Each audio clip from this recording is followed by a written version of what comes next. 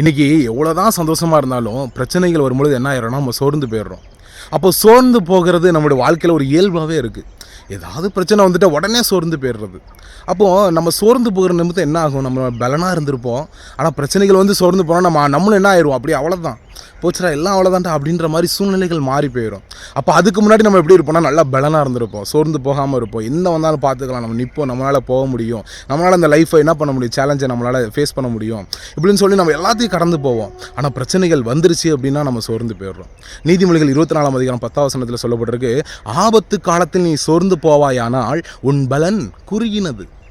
அப்போ ஆபத்து காலத்தில் நம்ம என்றைக்குமே சோர்ந்து போகக்கூடாது. நம்மளோட பெரிய தப்பே அதுதான். நம்ம என்ன பண்ணிடுறோம், சோர்ந்து போயிடுறோம். அப்போ இன்றைக்கி பிரச்சனைகளை குறித்து அநேகருக்கு ஒரு பயம். ஆண்டவர் இன்றைக்கி நம்மளை பார்த்து சொல்கிற ஒருத்தர் பிரச்சனையை குறித்து என்ன பண்ணாத, பயப்படாத, பரிசுத்த ஆவியானவர் வரும்பொழுது நீங்கள் பலனடைவீர்கள்.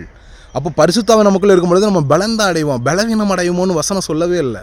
அப்போ இன்றைக்கி தேவனிடத்தில் கேட்கும் பொழுது தேவன் அதற்கேற்ற நம்மளுக்கு பலனை தருவார். ஏன்னா இதுவரையும் நம்ம பலனாக தான் இருந்தோம், பிரச்சனைகளை பார்த்து என்ன பண்ணிட்டோம், நம்ம சோர்ந்து போயிட்டோம். அப்போ எந்த சூழ்நிலையும் தாவீதை பார்க்கும்பொழுது தாவீது எல்லா சூழ்நிலையும் துதிக்கிறாரு, தேவனை துதிக்கிறாரு. துதிக்க துதிக்க தடைகள் விலகுதான். அப்போ இன்றைக்கி நம்ம எந்த சூழ்நிலையும் துதிக்க நம்ம கற்றுக்கொள்ளணும், இயேசுவை நாமத்தை உயர்த்த நம்ம கற்றுக்கொள்ளணும்.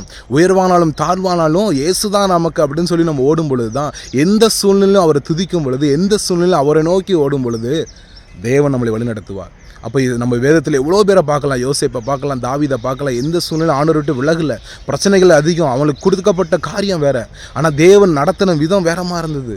அவர் புடமிட ஆரம்பித்தார். இன்றைக்கி கூட சில பிரச்சனையை குறித்து கவலைப்படுறீங்க, தேவன் சொல்லுகிறார், ஆபத்து காலத்தில் நீ சோர்ந்து போகாதப்பா, சோர்ந்து போனால் பலன் குறுகினதாக ஆயிரும்.